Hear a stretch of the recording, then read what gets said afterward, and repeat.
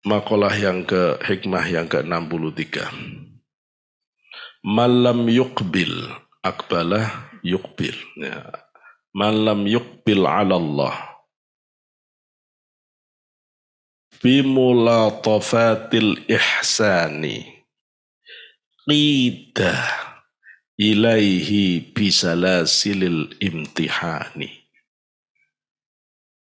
Man orang lam yukbil yang tidak menghadap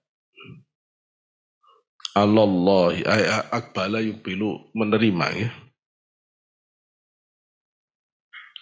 Tapi kalau akbala enak menghadap ini.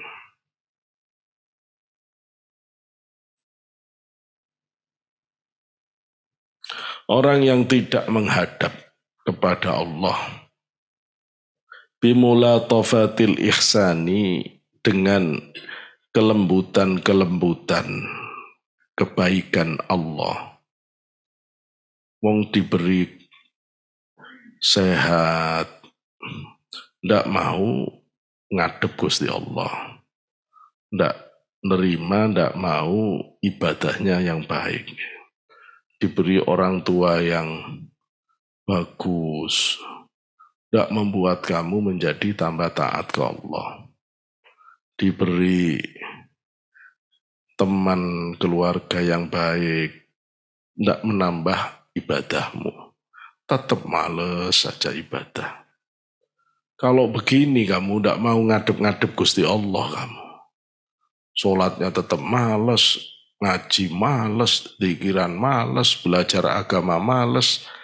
Qida ilaihi, maka kamu pasti diseret. Dituntun. Ya, qida itu dituntun.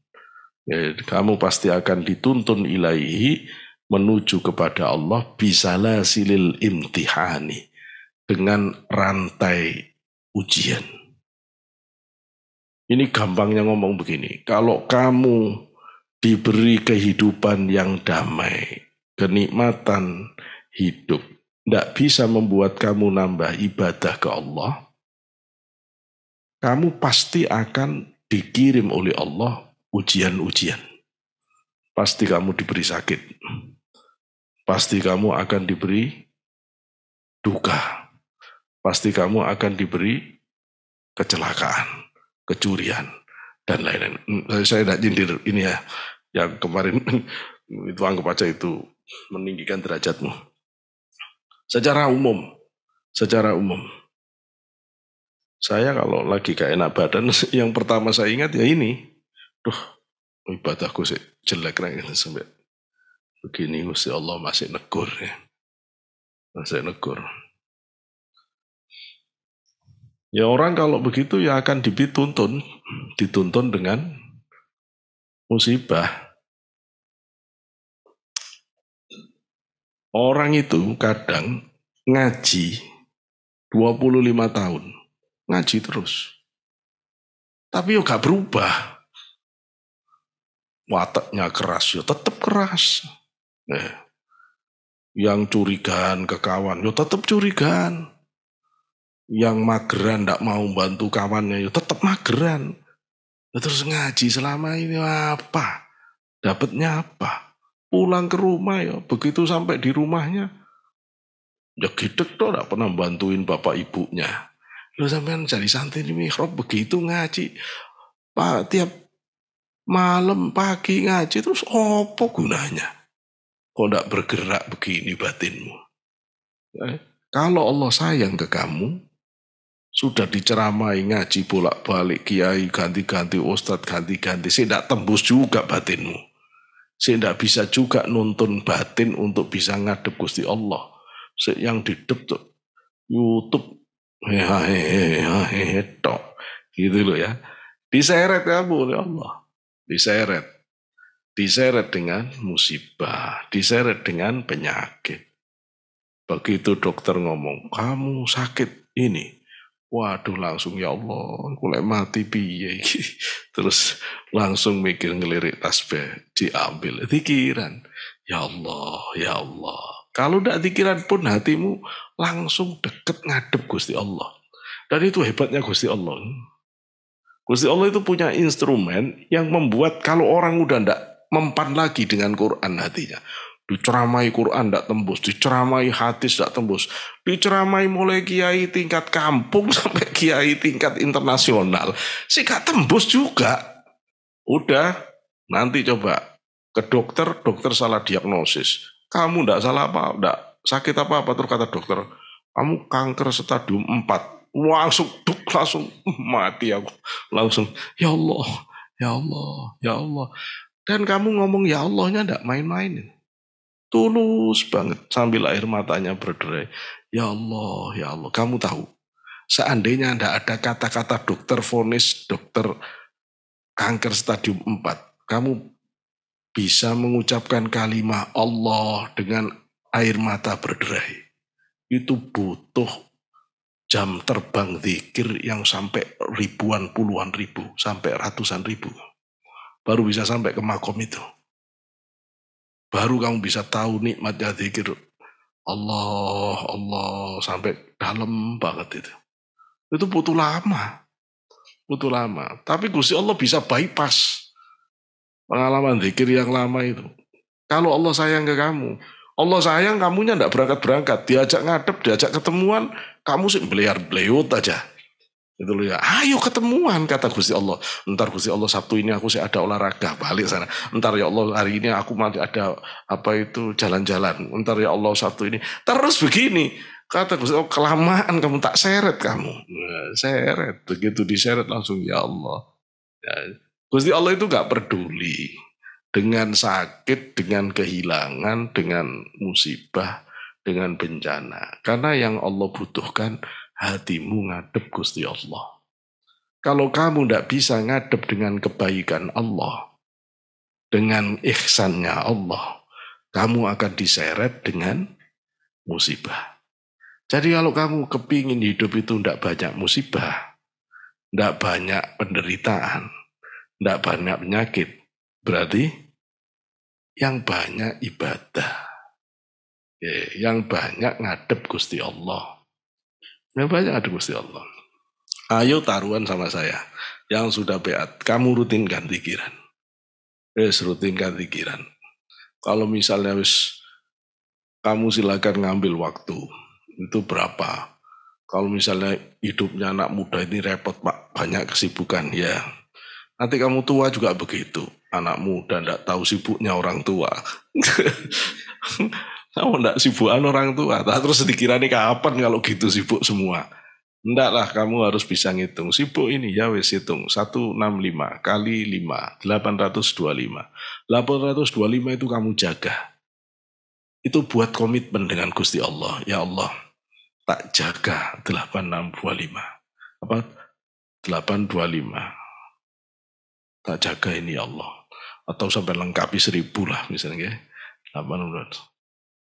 Ini tak jaga ya Allah. 825 itu hitungan ruas-ruas yang ada di dalam struktur fisik manusia. Para aulia Qadiriyah Naksabandia itu melihat setan itu kalau berhenti, kan Rasul menyebut asyaiton yajri ibna Adam majraddam. Setan itu mengalir di tubuh manusia mengikuti aliran darah. Nah setan itu mangkalnya itu ada di ruas-ruas manusia. Nah ruas-ruas manusia ini dihitung oleh ulama Qadiriyah Naksabandia ada 825. Maka setiap posisi itu ditebus dengan satu la ilaha illallah. Maka dibagi 5 jadi 165. Ada juga yang menghitung la ilaha illallah itu dengan rumus huruf hijaiyah itu 165 juga. Ya monggo lah. Ya, banyak-banyak pendapat. Jadi ditebus satu la ilaha illallah sehingga semua bagian tubuhmu ketutup la ilaha illallah. Itu kamu jaga. Ini loh yang dimaksud oleh Rasulullah kepada pesan kepada Abdullah ibnu Abbas. Ihfadillaha yahfaduk. Ihfadillaha tajidhu amamak. Jaga Allah. Kamu pasti dijaga oleh Allah. Jaga Allah, tiba-tiba kamu akan berhadapan-hadapan dengan Allah. Saya itu kaget. Ketika saya tahu ternyata Rasul ngajak Abdullah ibnu Abbas ngomong begini nih, pesan begini nih. Abdullah ibnu Abbas itu umur 12 tahun. Saya ngomong begini aja kepada orang yang sudah tua aja sih mikir saya. Wis iso durung ya tak jak omong gini gitu ya. Orang berarti Abdullah bin Abbas itu jenius banget ya. Umur 12 tahun bisa diajak ngomong Gusti Allah tingkat tinggi. Ihfadillah yahfaduk. Ihfadillah tajidhu amamak. Jagaan Gusti Allah. Dulu saya membaca hadis ini sebelum mengaji ke siapapun. Bingung saya. Joko Gusti Allah itu terus piye? Saya masih kecil. Nggak tahu, saya dulu dari kecil udah seneng baca Ikhya. Sebelum bisa baca bahasa Arab yang terjemahnya. Ya, saya seneng baca. Oh, perkara Gusti Allah, jaga Gusti Allah. Jaga fardu-fardunya. Ya. Jaga semua yang diwajibkan Allah itu kamu jaga. Sholat, puasa, zakat, haji. Terus kalau kamu punya wadifah, kalau kamu ahli Quran, Quranmu dijaga. Kalau kamu sudah beat, zikirmu dijaga. Kalau kamu belum beat, sholawatan. Ya, sholawatan dijaga. Kalau cuma sallallahu ala Muhammad, sallallahu ala Muhammad, sallallahu 1000 kan gampang ya. Sallallahu ala Muhammad, kamu jaga. Jaga. Kamu kalau istiqomah jaga begitu itu, insya Allah kamu sehat terus. Rezekimu diparingi lancar terus gitu ya. Tapi yang istiqomah, kamu jaga, kamu dijaga oleh Allah. Tapi kalau kamu kacau, nggak mau jaga. Kalau jaga begini ini bukan lagi urusan fardu loh ya. Fardu itu modal, nggak usah dibahas. Itu wajib.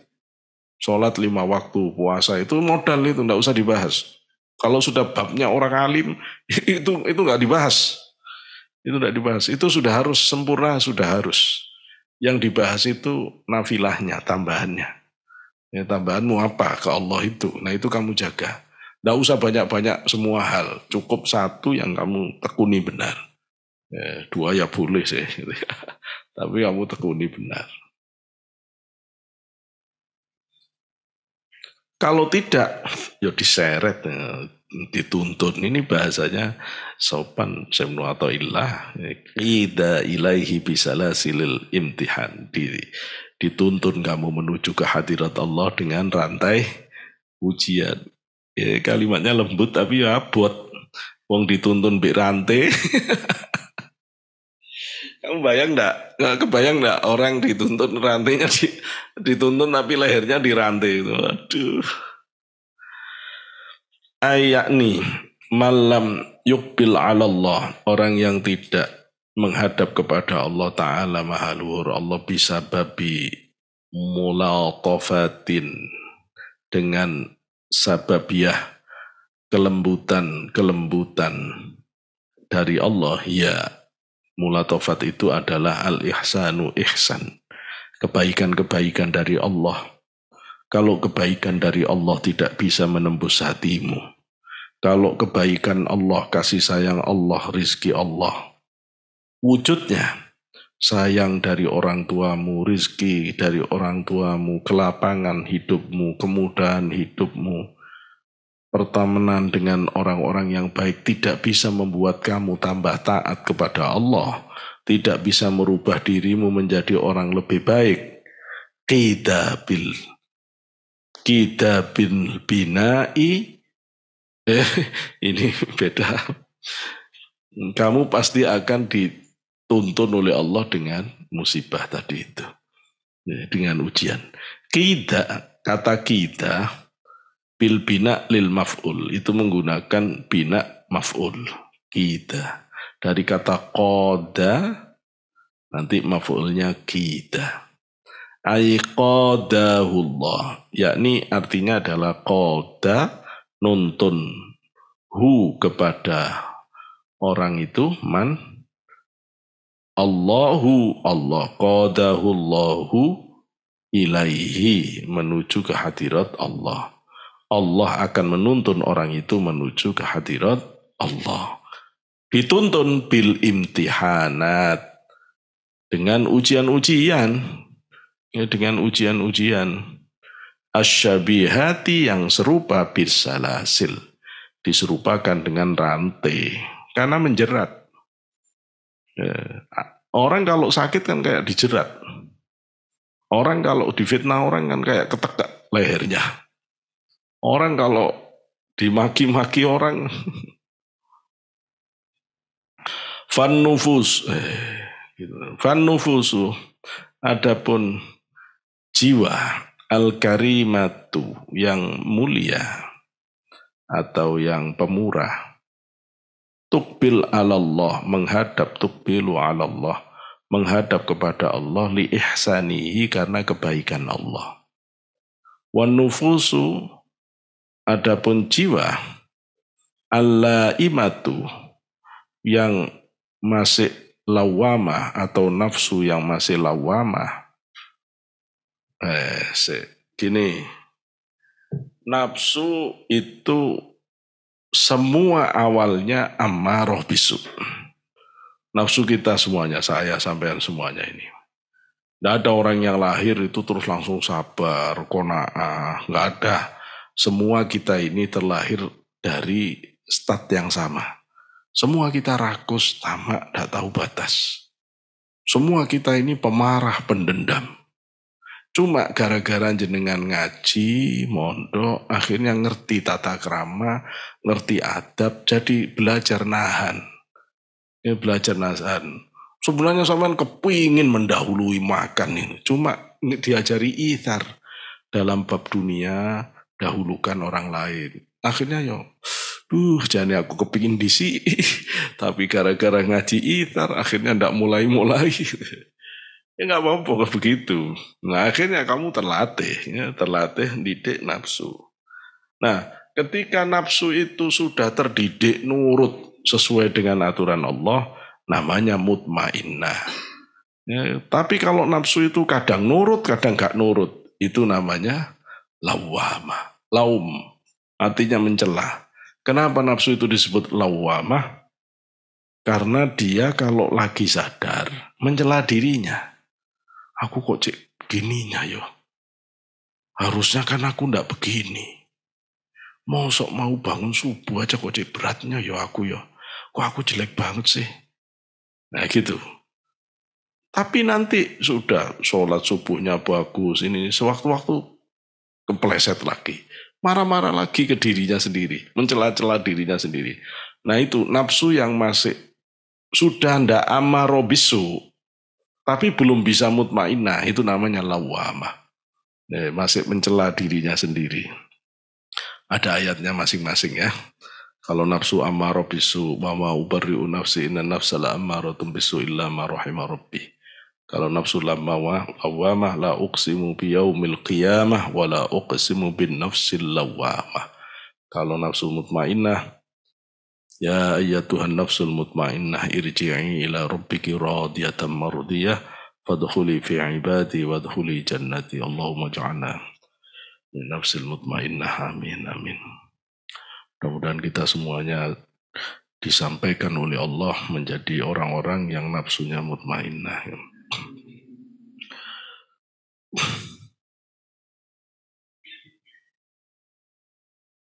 Wan nufusul laimatu adapun nafsu yang lawamah la tarji'u ndak balik apa nafsu lawamah ilaihi kepada Allah illa bibtilaihi kecuali dengan ujian, dengan bala wamtihan, dengan bala wamtihanihi dan dengan ujian Allah. Terus bala imtihan wis podo. Bala musibah, ada bala, ada musibah, ada adab. Quran ya. Ada bala, ada musibah, ada adab. Kapan bala, kapan musibah, kapan adab? Kalau orang itu ahli maksiat, tidak tobat-tobat, adab. Kaum Lut, kaum Ad, kaum Samud, adab. Adab. Jadi adab itu memang orang ahli maksiat. Kalau musibah itu karena kecerobohan. Nyetir motor sambil merem-merem, ya nabrak gitu loh ya. Sampai ndak belajar sirkus, tidak nyetir motor merem-merem, ya nabrak gitu lah. Jadi nabraknya sampean ini bukan azab, bukan karena banyak dosa, bukan karena teledor. Orang Indonesia itu kerjaannya sungai yang semula 12 meter bisa jadi 3 meter. Sudah jadi rumah semua sepanjang bantaran sungai di Jakarta ini. Lah terus sungainya kalau sudah musim hujan datang banyak, ya airnya bingung loh, tempatku gak ada. Ya udah dia naik kemana-mana, banjir. Banjir Jakarta begini bukan azab, musibah. Ya karena kita yang teledor, jalannya sungai kita ambil, ya akhirnya jalan kita diambil. Gitu loh. Jadi itu musibah. Kalau bala itu ujian. Kamu kan kuliah ya. Kalau kuliah sebentar lagi kita kan UAS ya. Tinggal beberapa kali pertemuan lagi, UAS kita. UAS itu, ujian itu diberikan kepada anak yang rajin saja atau pada semua?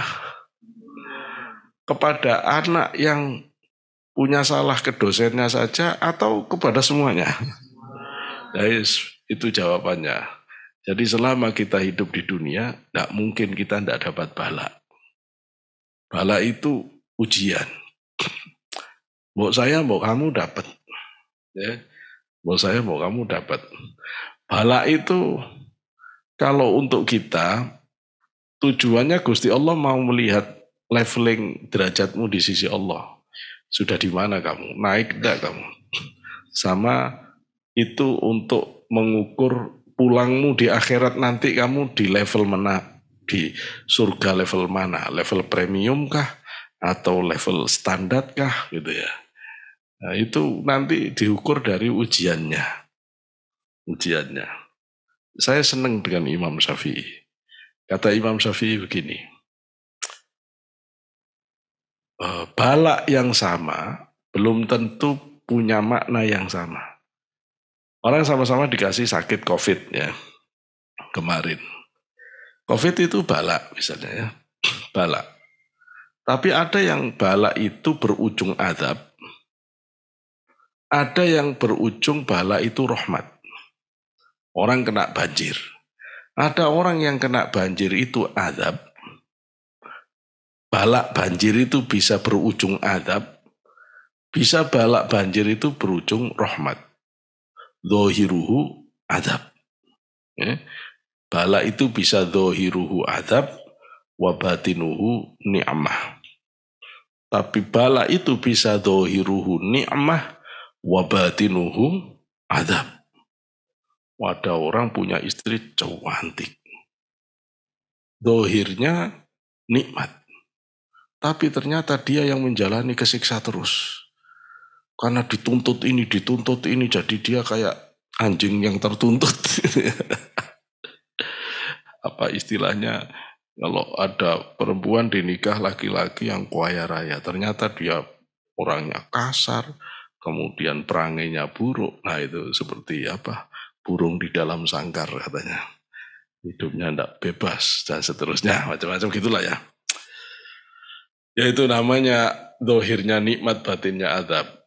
Ada orang diangkat terus oleh Allah sampai jadi menteri. Ujungnya setelah menteri jadi koruptor masuk KPK. Ya, itu dohirnya nikmat, batinnya azab. Ya, batinnya azab. Itu ujian. Ada yang dohirnya azab, batinnya nikmat, miskin. Miskin tapi ridho. Imam Syafi'i dimiskinkan oleh Allah. Bapaknya meninggal, hidupnya miskin. Tapi dengan itu akhirnya jiwa kuatnya tumbuh. Orang itu kalau dikasih masalah dan dia struggle, itu akan punya jiwa yang petarung. Tidak mudah menangis, tidak mudah mengeluh. Saya senang pada anak-anak, mohon maaf ya, anak-anak yang miskin, anak-anak yang itu biasanya punya jiwa tidak ada matinya gitu loh ya, kuat, gitu loh, kuat. Belajarnya yo sampai malam-malam, biasa hidup susah, gitu loh ya. Besok kalau kerja, temennya udah KO, dia enggak. Biasa bekerja berat, Orang-orang kayak begini nih yang calon-calon orang sukses. Maka kalau sampean jadi anaknya orang kaya, jangan kalah dengan orang yang diberi ujian miskin oleh Allah. Yang miskin aja begitu kuat, masuk kita yang dicukupi segala sesuatunya malah tidak bisa. Itu malulah kita, ya. Malu kita kepada Allah. Nah itu namanya dohirnya azab tapi batinnya nikmat. Apa sih yang menentukan ujian itu menjadi rahmat atau azab? Kata Imam Syafi'i, itu di hati orang itu ketika dapat ujian. Dia ridho atau enggak? Kalau orang itu ridho, maka dia dapat rahmat. Banjir itu kalau akhirnya orangnya ridho, ya sudahlah ini memang takdir dari Allah. Yang harus saya jalani, ridho sampean, itu dari Allah, ridho. Maka banjir itu sebenarnya rahmat. Walaupun dohirnya adab. Ya, tapi kalau orang itu tidak ridho, Gusti Allah kaya apa sih? Bonjar banjir, malaikat mah geblek semua apa? Nggak bisa ngitung apa. Mau ya dihitung hujan itu jangan lebih-lebih. Ya sampean ini ya jadi adab ini kalau begini ya sakit. Sakit terus bagaimana lagi wong Gusti Allah memang menentukan yang sakit itu harus jenengan. Ya sampean terima terus gimana? Yang tahu ukurannya, yang tahu jenis adab apa jenis ujian apa yang diturunkan itu Gusti Allah. Kita gak tahu, kita ini cuma bisa nerima apa yang Allah tetapkan. Begitu jenengan nerima, wah itu jadi rahmat. Nggak terima, jadi adab. Ya cuma itu dok. Nanti kalau ini di ujung kehidupan kita, nazak. Begitu kita nazak ridho, husnul khotimah. Nazak ndak ridho, su'ul khotimah. Loh gitu. Jadi ridho itu penting loh ya. Ini sampai ingat-ingat besok sampai meninggal. Ya, harus ridho. Kalau sudah Allah tetapkan, ya wis ridho.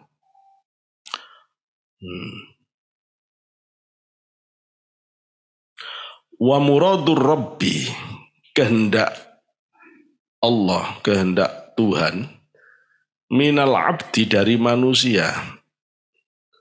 Wa muradur Rabbi utawi kehendak Rob minal abdi dari manusia itu ruju'uhu, baliknya manusia itu ilaihi kepada Allah tau'an secara taat patuh au karhan atau secara terpaksa. Allah itu cuma menghendaki kita balik kepada Allah. Nggak bisa balik secara taat dengan baik, sampean akan dibalik secara terpaksa, ya, secara terpaksa. Yang penting balik, ya, yang penting balik. Nah, jam segini misalnya. Padahal barusan hujan kok sudah malam. Hubungannya opo? Ya gak ada. Ya, yes. Mudah-mudahan jenengan bisa memanfaatkan semua yang Allah hadirkan di dalam kehidupan itu sebagai instrumen untuk bisa mendekatkan diri kepada Allah. Ketemu seneng, jadikan seneng itu alat untuk syukur ke Allah. Ketemu susah, jangan kecil hati. Banyak orang yang diuji lebih berat. Minta kekuatan batin dari Allah dan minta supaya segera diberikan solusinya. Nyandar terus ke Allah. Maka mau senang, mau susah, jenengan ketemu Gusti Allah. Ketemu nikmat syukur, ketemu Gusti Allah. Ada susah-susahnya jenengan nangis ke Allah secara batin ya. Nanti geru-geru. Batinnya jenengan itu. Gusti Allah itu seneng. Kalau jenengan nangis itu Gusti Allah seneng. Tapi jangan nangis yang cengeng, jangan. Nangis yang puitis. Nangis yang penuh makna ke Allah itu. Nangis yang mesra dengan Allah. Ya Allah saya ridho ya Allah, tapi kuatkan saya. Ya, tinggikan derajat saya ya Allah. Wah itu Gusti Allah seneng. Seneng. Wah sampean kalau bisa ngerasakan itu semua nikmat ya. Syukur dengan nikmat Allah itu ya manis rasanya. Terus diberi susah jenengan bisa sabar, nerima dengan tetesan air mata yang mendekatkan batin ke Allah itu juga istimewa. Ya. Istimewa. Jadi Gusti Allah itu tidak pernah salah. Susah senang itu cuma instrumen. Yang mau dikejar oleh Allah kedekatan batin jenengan. Yang mau dijaga oleh Allah itu dekatnya batin kita di hadapan Allah. Tapi Allah itu maha kreatif. Kalau sampean itu mau didekatkan dari seneng tok, itu ya bosen hidup itu. Maka sesekali diselingi tidak senang. Nanti misalnya kadang-kadang hidup itu menyebalkan. Kok sudah di bete begini besok? Ya kalau begitu sampean sholat minta ke Allah ya, supaya dirubah semuanya jadi indah. Nah gitu. Kalau pinter menyambut rahmat Allah dengan ketulusan ibadah, fa insya Allah jenengan tidak banyak kerumitan dalam hidup. Pasti binaringan kemudahan ya. Ini sudah ada repot-repotnya. Tapi jangan terlalu apa namanya gitu ya. Jangan terlalu sophistic oriented karena sampean belum wali gitu loh ya. Jangan sophistic oriented. Maksud saya gini. Jangan semua mau diselesaikan hanya dengan sholat dan wirid ibadah. Tidak benar, tidak. Ya tetap kasab itu tetap harus jalan, ya. Tetap harus jalan. Tetapi jangan meninggalkan ibadah, doa. Jalan dua-dua, ya, jalan dua-duanya. Ya, tadi diajari apa? Tadi diajari buat CV yang bagus. Ya begitu itu penting. Membangun relasi itu seperti apa? Penting. Bagaimana caranya kita membuka dialog dengan orang. Bagaimana kita bisa membuat orang lain percaya. Bagaimana kita bekerja dengan baik. Itu penting begini-begini baik. Bagaimana kita punya pribadi yang menarik untuk orang lain. Ya perlu dipelajari. Tapi begini-begini ini semuanya niatkan ke Allah. Kalau jenengan sudah benar-benar niat kepada Allah itu, nanti menarik sendiri. Menarik sendiri. Saya dulu waktu dihubungi, dulu saya haji ada orang TVRI bareng saya. Pulang terus langsung bilang, nanti Yai jadi jurinya kalau ada lomba dai macam-macam. Kok usah sayang. Saya tidak punya kriteria. Sana cari orang dakwah yang kalau ceramah dakwah ada teorinya, intonasinya harus begini. Saya nggak pakai begitu. Kalau sampean jadi murid saya cuma satu syaratnya orang dakwah. Batin sampean ikhlas, tulus karena Allah. Itu udah indah sendiri. Kenapa? Kiai-kiai dulu itu kadang ngomongnya monoton semua. Kadang-kadang ngajar itu santrinya ya tidur. Tapi pulang itu ya, ingat semua itu. Guru saya begini dulu itu terus diingat terus. Itu barokahnya, bagusnya batin guru. Bahkan ada loh kiai yang nggak ngajar itu. Yang ngajar itu ustadz-ustadznya terus. Kiainya ngajar sesekali. Tapi sampean pulang itu nggak bisa lepas wajah kiai. Nggak bisa lepas. Pokoknya apa-apa guruku ini, kiaiku ini. Saya ke Abu Yatim Yati, ya saya tidak mondok duduk gitu ya. Tidak mondok duduk. Kan juga mengambil beat ya sesekali waktu Abu Ya dulu sugeng ke sana. Tapi yo gak bisa saya itu lepas wajah Abu Ya waktu beat saya duduk beliau itu sampai sekarang ini masih kelihatan banget ya. Kelihatan banget. Romo Yasrori, gimana beliau itu. Ya gak bisa nih. Gak bisa. Waktu saya nulis disertasi, ketika angkatan saya semula itu, awalnya kan Prof. Harun Nasution itu mau lulus kapan saja terserah. Tahu-tahu ada perubahan kebijakan, dipanggil semua, dikasih waktu 1 tahun harus selesai. Disertasi loh ya, bukan skripsi, itu udah gampang. Waduh, munting semua. Di UIN Jakarta saja itu ada 200 orang yang di DO. Dari 200 orang S2, S3, DO. Sampai ada yang nulis disertasi di tengah nulis mati. Iya beneran ini. Ya, mati. Ada yang nulis, tengah nulis langsung jatuh sakit, masuk rumah sakit. Ada yang tidak berani nulis, wis gak diteruskan daripada sakit. Ada yang begitu. Masya Allah. Semua bingung karena di pressure. Saya juga bingung sama ini nulis opo ini.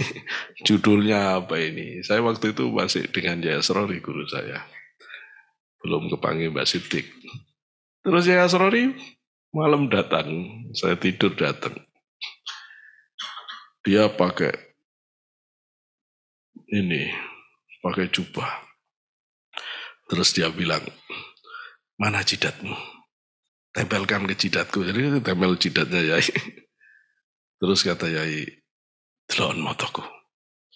Saya lihat mata beliau itu, ya Allah. Ya. Begitu mata itu dilihat, langsung tembus biru, indah banget. Terus suara Quran. Enak ngajinya, Masya Allah. Saya nikmatnya gak karuan. Terus selesai itu kata Yai, wes mau nulis apa kamu? Niki Yai, ada 3 judul ini. Terus saya bilang, yang ini aja ya. Yang ini. Terus saya bangun. Seminggu proposal jadi. Dan saya langsung lolos semua. Lolos semuanya. Sudah saya ketik selesai jadi. Semuanya jadi. Dah. Ujian tertutup. Begitu ujian tertutup. Ada dosen yang anti tarekat, anti tasawuf. Waduh, gak karu-karuan gayanya. Ada yang dosen di pasca dulu yang sukanya itu otak-atik masalah koma. Komanya harus di sini, titiknya begini. Aku males. Ini nulis itu ada persoalan rasa bahasa namanya. Nah, rasa bahasa itu tiap orang beda-beda. Itu stylenya orang Sumatera, Batak dengan orang Jawa itu beda rasa bahasanya. Penggunaan diksi, pilihan diksi itu beda. Kalau saya dipaksa harus menyesuaikan dengan diksi orang, kalau mau seriusan ya tak ajak debat gitu loh ya. Saya diuji oleh salah satu profesor, saya tidak tahu. Saya tidak pernah nonton ujian tertutup. Ya bosan yang ngayal ya tak ayal. Sampai setengah jam dengan keluar saya diberitahu, Tik, diskusi tertutup itu tidak perlu ngayal. Iya, ngono tak. Gak tahu aku rek. Terus itu gak keluar-keluar teman-teman, gak keluar-keluar itu masih harus nunggu dari satu profesor yang ribut masalah titik koma itu. Saya udah males ujian gak substantif, gak ditanyai core persoalan. Terus malam tidur, saya udah males gak nerusin ya wis. Gak dokter ya gak patek, kata orang Surabaya. Padahal patek itu anjing. Tapi orang Surabaya itu udah ngomongnya orang Surabaya. Udah saya gak pikiran mau ngelanjutin. Tidur, Yai datang. Ya sorry datang pakai pakaian safari. Terus kata ya sorry, ada apa nak? Niki ya apa? Ruwet ya. Kata gitu. Mau ada ini nah. Kata ya sorry, wis mari. Wis mari.